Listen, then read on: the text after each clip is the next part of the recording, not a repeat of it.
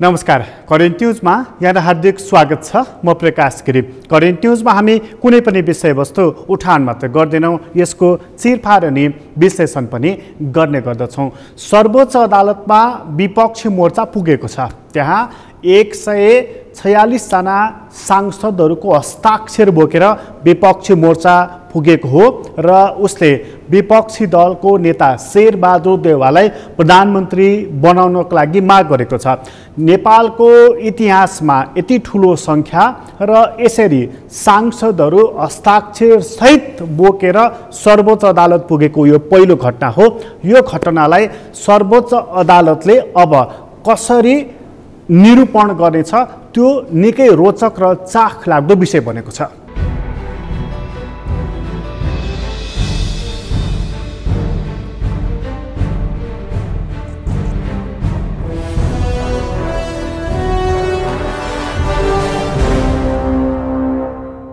सर्वोच्च अदालतमा हस्ताक्षर सहित विपक्षी मोर्चा पुगेको छ, जहाँ नेकपा एमालेको माधव नेपाल समूहको 3 जना सांसदहरू जसले यसभन्दा पहिला हस्ताक्षर गरेका थिए ती सांसदहरू छुटेका छन्।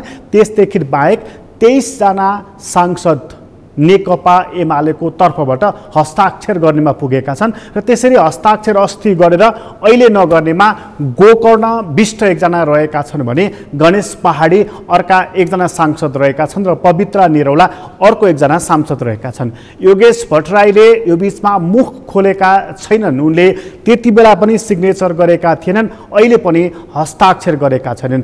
यो अहिलेको परिस्थिति छ नेकपा एमालेको। त्यसदेखि बाहेक नेपाली कांग्रेस, नेकपा माओवादी केन्द्र लगायतका राजनीतिक दलहरूले हस्ताक्षर गरेर सर्वोच्च अदालत पुगिसकेपछि अब विषय पेचिलो बनेको छ। संविधानविदहरूले मुख खोलेका छन्। अहिलेकै अवस्थामा 136 भन्दा जतिसुकै पनि बढी सांसदहरूको यदि हस्ताक्षर छ भनेदेखि त्यो सरकार बन्ने अङ्क हो र त्यसले प्रधानमन्त्रीले संसद विघटन गरेको कुरालाई तक्षण बदर गरिदिनको लागि पर्याप्त आधार छ भनेर उनीहरूले जिकिर गरेका छन् र संवैधानिक रूपमा संसद पुनर्स्थापनाको लागि यो महत्त्वपूर्ण कदम हो भनेर संसद पुनर्स्थापनाको पनि उनीहरूले यससँगै कुरा गरेका छन्। यसपटक बडा रोचक के छ भने सर्वोच्च अदालतमा यसको पक्ष विपक्ष अनेक कुराहरूलाई लिएर 26 वटा भन्दा बढ्ता रिट निवेदनहरू परेका छन्। त्यसमध्ये एउटा रिट निवेदन 76 धाराको उपधारा 5 बमोजिम प्रधानमन्त्री केपी ओलीलाई नै पुनः प्रधानमन्त्री पनि बनाइयोस् भनेर पनि रिट निवेदन परेको छ। बडा रोचक खालको बडा पेचिलो किसिमको बनेको छ सर्वोच्च अदालतको आँगन। पुस 5 पछि फेरि एकपटक रामशाह पथतर्फ मानिसहरूले आँखा तन्काएर हेरेका छन्। नतिजा के आउनेछ? रोचक यो विषय नै आजको हाम्रो महत्त्वपूर्ण विषय छ र कार्यक्रमको सुरुवातमा चाहिँ यसरी सांसदहरूको हस्ताक्षर बोकेर कुनै एकजना मानिसलाई प्रधानमन्त्री बनाउनु पर्यो भनेर गएको यो रोचक घटना छ। यस्तो काम नेपाली कांग्रेस जस्तो परिपक्व पार्टीले किन गरे त्यो कुरा सुरुवातमा प्रस्तुत गर्दैछौँ।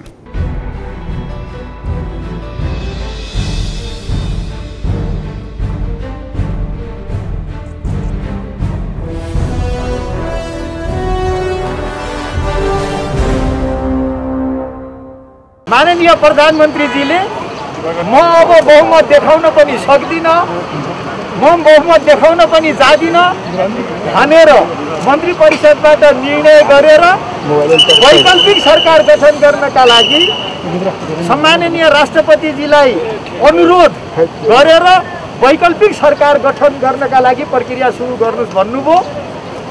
तर उहाँ आफै फेरि म प्रधानमन्त्री हुन्छु बहुमत देखाउँछु भनेर राष्ट्रपतिजीका जानुभयो।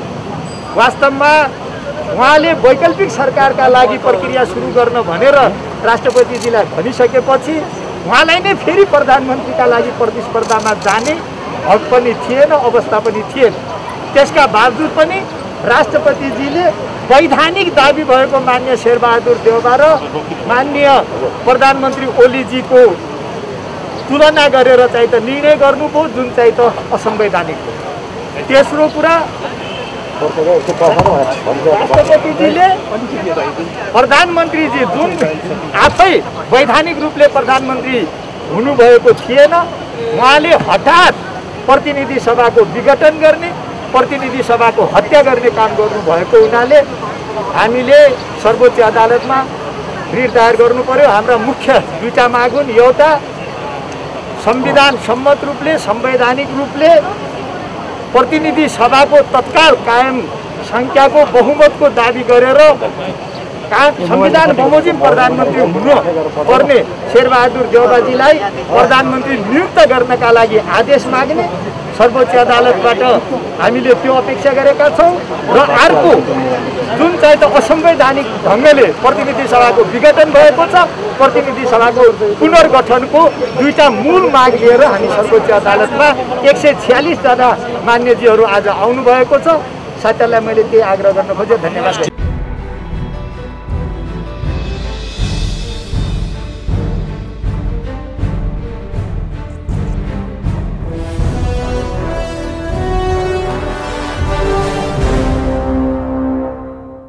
कांग्रेसकै कतिपय पुराना नेताहरूले सामाजिक सञ्जालमा लेखेका छन् कि उनीहरूले एउटा पार्टी नेकपा एमाले जो फुटिसकेको छैन त्यसका केही सांसदहरूलाई बोकेर प्रधानमन्त्री हुने मनसुबा नेपाली कांग्रेसका सभापति शेरबहादुर देउवाले राख्नु उचित होइन भनेर आफ्नै सभापतिको विरुद्धमा उनीहरूले लेख्न थालेका छन्। कतिपय कुराहरू बोल्न पनि थालेका छन्। अर्थात् यो राम्रो प्रयास भएन। अर्काको पार्टी टुटाएर फुटाएर प्रधानमन्त्री हुने कुरा यसले सन्देश राम्रो दिँदैन भन्ने यसको मूल आशय देखिन्छ। प्रधानमन्त्री केपी ओलीको पनि यही आशय देखिन्छ। उनले पनि अर्काको पार्टी फुटाएर किन प्रधानमन्त्री हुनु पर्यो भनेर उनले हिजो दिनभर 2.5 घण्टासम्म अन्तर्क्रियामा एक वाक्य यो पनि बोलेका थिए। अब प्रधानमन्त्री बन्नको लागि लालायित भएका शेरबहादुर देउवालाई यो प्रश्न उब्जिएको छ, अर्काको दल फुटाउने काम उनले किन गरे भनेर। तर संविधानविदहरू भन्दैछन् 76(5) अनुसार त्यहाँ दल हाबी हुँदैन। प्रतिनिधि सभाका हरेक सांसद सार्वभौम छन् र उनीहरूले आफ्नो अधिकार प्रयोग गर्न पाउँछन्। त्यहाँ हुई पनि लागू हुँदैन भनेर उनीहरू जिकिर गरिरहेका छन्। यो कानुनी प्रश्न हो वा राजनीतिक प्रश्न, यसको पनि निरूपण हुन जरुरी रहेको छ। यी कुराहरू पनि सम्भवतः सर्वोच्च अदालतको ढोकाबाट निस्कँदाखेरि एउटा उत्तर लिएर पक्कै पनि नेताहरू आउनेछन् या अदालतले यसबारेमा पनि एउटा टुङ्गो लगाइदिनेछ या संसदले नै यसबारेमा थप परिभाषित गर्नेछ। अभ्यासले पनि र संसदको नियमावली पनि त्यसको लागि केही समय कुर्नु पर्नेछ। तर अदालत केवल नेपाली कांग्रेस मात्र पुगेको छैन, त्यहाँ नेकपा एमालेको एउटा भङ्गालो पनि पुगेको छ, जसलाई कांग्रेसले विभाजन गर्नको लागि प्रयोग गरेको भनेर उसकै पार्टीबाट आरोप लागिरहेको छ। तर नेकपा एमालेकै ती सांसदहरू, ती नेताहरू जो स्वयं हस्ताक्षर गरेका छन्, जानी बुझिकन अँध्यारो रातमा होइन दिउँसै किन उनीहरूले हस्ताक्षर गरे? किन उनीहरू शेरबहादुर देउवालाई बोकेर अदालतसम्म पुगे जबकि आफ्नै पार्टीको अध्यक्ष यति बेला पनि बालुवाटारमा छन्? किन त? त्यो कुरा पनि यहाँ प्रस्तुत गर्दैछौँ।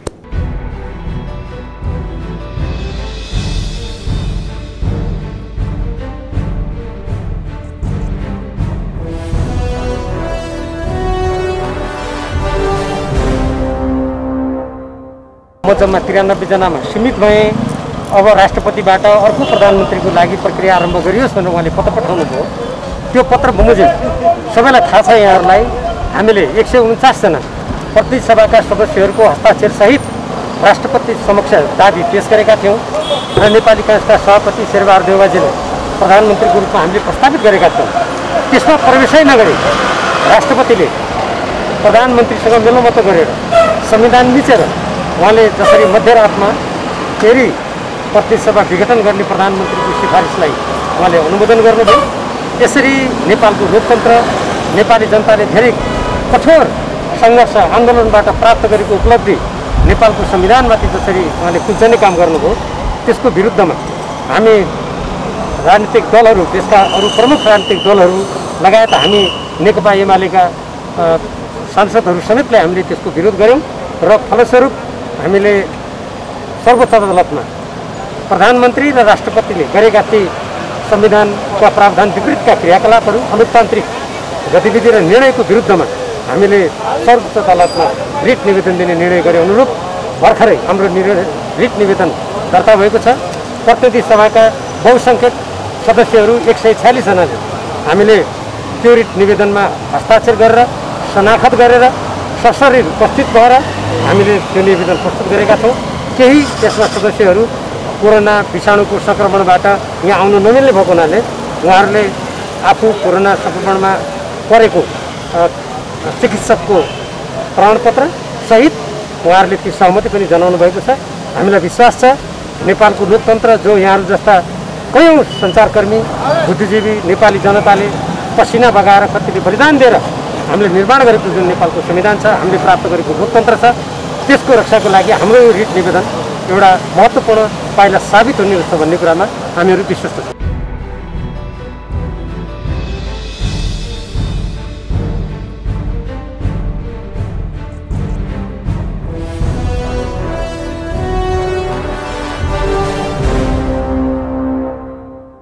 सरकार वैकल्पिक बनाउनु पर्छ भनेर नेकपा एमालेको यो भङ्गालो पनि पुगेको छ। उसले प्रधानमन्त्रीको मध्यरातको कदम हिजो राजा ज्ञानेन्द्रको कदमसँग तुलना गरेको छ। यो प्रतिगमन भाग 2 हो भनेर उसले स्टेटमेन्ट दिइसकेको छ।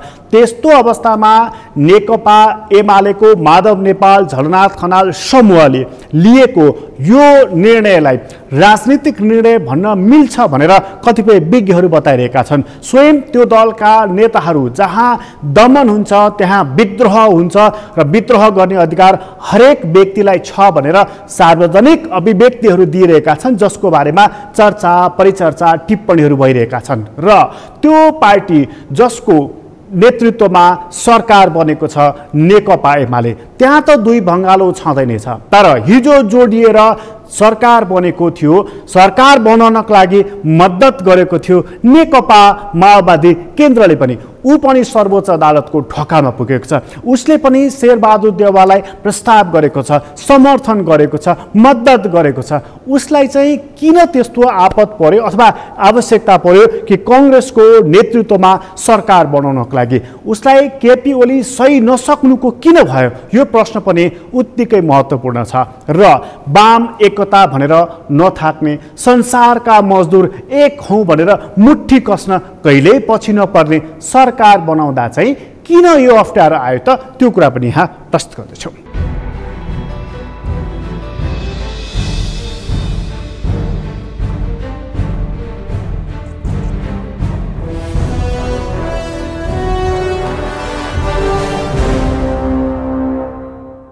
प्रश्न धेरै उब्जाइएको छ, खास गरी प्रधानमन्त्री केपी ओलीको कामको र काम गर्ने तौर तरिकाको विषयलाई लिएर धेरै वाम राजनीतिक दलहरूले प्रश्न उठाएका छन्। प्रधानमन्त्रीले वाम शक्तिहरूलाई एकत्रित गरेनन्, टुटाए भनेर उनीहरू आरोप लगाइरहेका छन्। प्रधानमन्त्री एक्लै चल्न खोजे उनीहरूको अर्को पनि आरोप छ। प्रधानमन्त्री अलिकति अधिनायकवादी शैलीमा अघि बढे भन्ने उनीहरूको अर्को आरोप छ। आरोपै आरोप छ प्रधानमन्त्रीमाथि र प्रधानमन्त्रीकै आरोप पनि कम छैन यी राजनीतिक दलहरूमाथि। मलाई काम गर्न दिएनदेखि लिएर यिनीहरूले अर्काको बुई चढेर मलाई अप्ठ्यारो पारे भन्ने पनि प्रधानमन्त्रीको आरोप रहेको छ। आरोप छ, प्रत्यारोप छ, यी सब चिजहरू चलिरहेको छ। तर मुलुकमा चाहिँ कोभिडको डर छ, मानिसहरू मरिरहेका छन् कोभिडकै कारणले, अक्सिजनसम्म पनि नपाएर। यसको व्यवस्थापन गर्नुपर्ने सरकारले हो, यसको व्यवस्थापनमा सहयोग गर्नुपर्ने राजनीतिक पार्टीहरूले हो। तर यहाँ सरकार बन्ने र भत्कने खेलले नै ठुलो ठाउँ पाएको छ। यतातर्फ जनताको चित्कारलाई खास महत्त्व दिएको छैन। अब अझै कति समयसम्म यसले ठाउँ लिने हो त्यो पनि पत्तो छैन। तर अहिले मुलुकमा निषेधाज्ञा छ, यो कुरा दलहरूले लगभग बिर्सिसकेका छन्। नबिर्सेको भए पनि तत्काल चाहिँ हेक्का राखेको छैनन्। यो बेलामा सरकार बनाउने भत्काउने खेलबाट अब राजनीतिक पार्टीहरूको हातबाट पावर सिफ्ट भएर सर्वोच्च अदालत पुगेको छ। उसले के फैसला गरिदिन्छ भन्ने कुरा उनीहरू कुर्नको लागि बाध्य छन्। उसले जे फैसला गर्दछ नेपालको राजनीति त्यतैतर्फ मोडिनेछ, अर्थात् पुनर्स्थापना भए अर्को बाटो, संसद विघटन भए चुनावको बाटो। कुन बाटो सर्वोच्च अदालत जाला त? कुन बाटो हिँडाउनको लागि संविधानले मद्दत गरेको छ त? हामी यी कुरा लिएर एकछिनपछि आउनेछौँ। अहिले छोटो विश्राम लिँदैछौँ।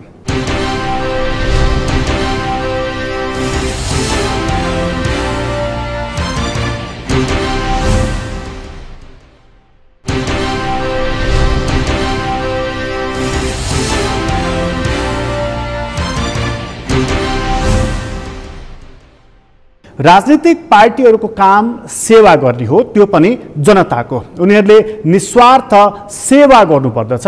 सेवा नै राजनीतिको मूल धर्म हो। तर यतिन्जेल राजनीतिक पार्टीहरू यो वा त्यो होइन, हरेक राजनीतिक पार्टीहरूले जनताको सेवा गरिरहेका छन् वा उनीहरू आफ्नै धन्दामा लिप्त छन्। सामान्य प्रश्न छ, तर चोटिलो छ। मानिसहरूलाई यसले निकै खचखचाउने छ र निकै तीखो ढङ्गले खोज्ने पनि छ।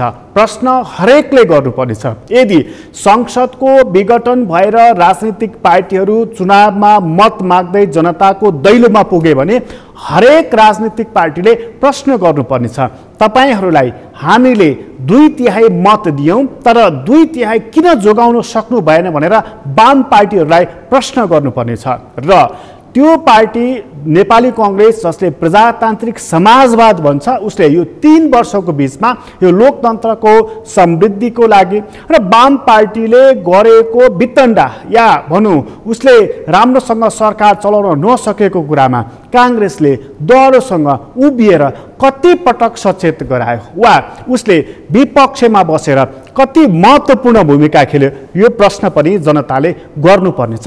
यो प्रश्न त्यति बेला गर्नुपर्नेछ जब उनीहरू मत माग्नको लागि आँगनमा आउनेछन्। तर अहिले चाहिँ त्यो पार्टीलाई र ती पार्टीहरू केमा व्यस्त छन् भने सरकार बनाउने कि भत्काउने भन्नेमा। चुनावी सरकार आफ्नो नेतृत्वमा हुनुपर्दछ भन्ने कुरा केपी ओलीको मनसायबाट पनि देखिन्छ। शेरबहादुर देउवा सहितको विपक्षी मोर्चाको पनि यही मनसाय देखिएको छ। चुनाव देर सबेर हुन्छ नै, तर नेतृत्व हाम्रो हुनुपर्छ भन्ने कुरा त्यहाँ देखिएको छ। यसैको लागि हो त सर्वोच्च अदालत पुगेको, यसैको लागि हो त प्रधानमन्त्री केपी ओलीलाई असहयोग गरेको वा प्रधानमन्त्री केपी ओलीले संविधानका धाराहरूमा पाइला नचालिकन भर्याङ राखेर खुट्किलो सारेको। यो प्रश्न पनि उत्तिकै गम्भीर छ। एकजना नेता भन्दैछन् कि अदालत किन जानु पर्यो भनेर। अदालतले के गर्ला त? उनको आशा के छ त? त्यो कुरा यहाँ प्रस्तुत गर्दैछौँ।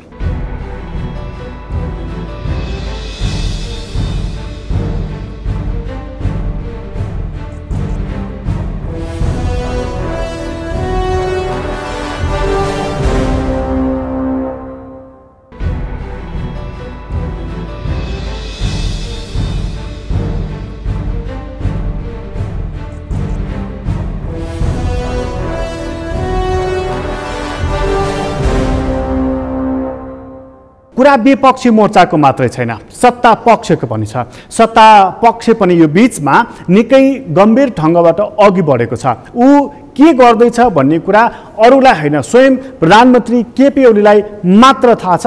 बाँकीलाई सायद यस बारेमा मसिनो कुरा थाहा छैन, किनभने प्रधानमन्त्रीले त्यस्ता महत्त्वपूर्ण निर्णयहरू कोर्टको खल्तीबाट खुर्क निकालेर गर्ने गरेका छन्। बाँकी सबै त्यो परिणाम या त्यो घोषणा सुन्न र त्यसलाई कार्यान्वयन गर्नको लागि बाध्य भएका छन्। यसपटक चाहिँ स्थायी समितिको बैठक मार्फत उसले के गर्ने निर्णय गरेको छ त? ऊ भन्दै थियो कि जसले अदालतमा विपक्षी मोर्चाको सरकार निर्माण गर्नको लागि हस्ताक्षर गरिएको छ तिनलाई पनि कारबाही गर्दछौँ भनेर ऊ भन्दै थियो। जसले असहयोग गर्दछ, जो पार्टीको नीतिभन्दा बाहिर जान्छ, तिनलाई पनि कारबाही गर्दछौँ भनेर कारबाही त गर्नुहोला, तर पार्टीको एकता चाहिँ कसरी जोगाउनुहुन्छ? यो प्रश्न गम्भीर छ। यसबारेमा उसको भनाइ के छ नि, त्यो कुरा यहाँ प्रस्तुत गर्दैछौँ।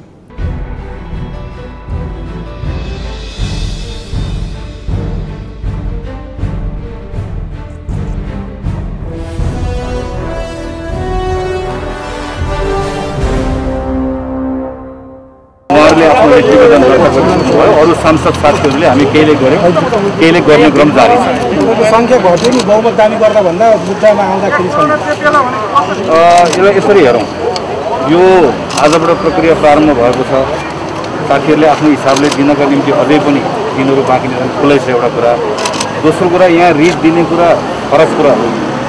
अस्ति जतिजना साथीहरूले त्यहाँ हस्ताक्षर गरेर माननीय शेरबहादुर देवाललाई प्रधानमन्त्रीको रूपमा प्रस्तावित गर्नुभएको छ, ती कोही पनि साथी त्यो दिन हस्ताक्षर गरेको कुराबाट कोही पनि साथी त्योभन्दा पछाडि फर्किनु पनि भएको छैन र उहाँहरू फर्कन पनि सक्नुहुन्न, किन यत्रो दिन भइसक्यो। उहाँहरू आफूले हस्ताक्षर गर्नु, रिट दिने नदिने भन्ने कुरा आफ्नो स्वेच्छाको सुविधा छ।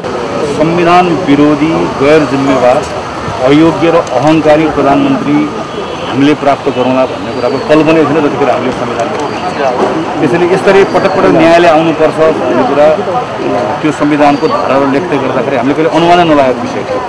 तर यस्तो स्वेच्छाचारी कार्यकारी प्रमुख भइसके पछाडि पटक पटक न्यायालय आउनुपर्ने अवस्था भएको चाहिँ दुर्भाग्यपूर्ण हो। यसले हामीलाई कतै पनि आज हामी सम्मानित अदालतमा आएर संसदको पुनर्स्थापनाको लागि पटक पटक आउँदै गर्दा त्यसले हामीलाई हाम्रो आफ्नो कर्तव्य त पुरा गरेका छौँ, तर यसले हामीबाट उत्साहित हुनुपर्ने अवस्था छैन। यो दुर्भाग्यपूर्ण हो कि पटक पटक एउटा अहङ्कारी कार्यकारी प्रमुखको कारणले गर्दा, संविधानको उल्लङ्घन गरेको कारणले गर्दा हामी पटक पटक न्यायालयको ढोकामा। संसदको अङ्कगणितको बारेमा थाहा छ, त्यसैले 76.5 को चरणमा नआइपुग्ने बेलासम्म हामीले चाहेर पनि संसदभित्रबाट वैकल्पिक सरकार दिन सक्ने हामीसँग अवस्था थिएन। हामीले प्रधानमन्त्रीले यो संसदलाई असफल बनाउने र आफ्नो निरन्तरताका निम्ति के गर्न सक्नुहुँदो रहेछ भन्ने कुरा जनता समाजवादी पार्टीको केही साथीहरूको चित्त बुझाउनका निम्ति जारी गरेको अध्यादेशहरूले प्रमाणित गरेको छ। र हामीलाई अहिले के विश्वास छ, मैले तपाईँले सोध्नुभयो, हामीले के विश्वास छ भने सम्मानित अदालतले संविधानको धारा र केही महिना अगाडि आफैले गरेको व्याख्याको कारणले गर्दा आज हामीले 146 बहुमत करिब 54% संसदको सदस्यहरूले हामी जिउँदैछौँ। हामीले नै हो संविधानको धारा जसको तपाईँले व्याख्या गर्नुभएको छ त्यसको आधारमा माननीय शेरबहादुर देवाललाई प्रधानमन्त्री बनाउन चाहेको हाम्रो संवैधानिक हक राष्ट्रपतिले त्यसलाई प्रयोग गर्न दिनु भएन भनेर आइसके पछाडि अदालतले दायाँ बायाँ केही पनि गर्न सक्दैन, गर्दैन भन्ने कुराको हाम्रो सम्पूर्ण रूप विश्वास हो। सम्मानित अदालतप्रति हाम्रो सम्पूर्ण भरोसा यस कारणले गर्दा पनि छ कि केही समय अगाडि अदालत आफैले यसको बारेमा व्याख्या गर्नेछ, त्यसमा टेकेर अबको केही दिनभित्रमा यो संसद पुनर्स्थापित हुन्छ। 54% सांसदले आज हामी आफै यहाँ उभिएर यहाँ उपस्थित भएर हाम्रो आफ्नो संवैधानिक हकको त्यो हामीले अवलम्बन गर्न पाऊँ भनिकन यहाँ यो माग राखेको हुनाले गर्दा योभन्दा दायाँ बायाँ हुने कुराको म त कुनै पनि सम्भावना देख्छु।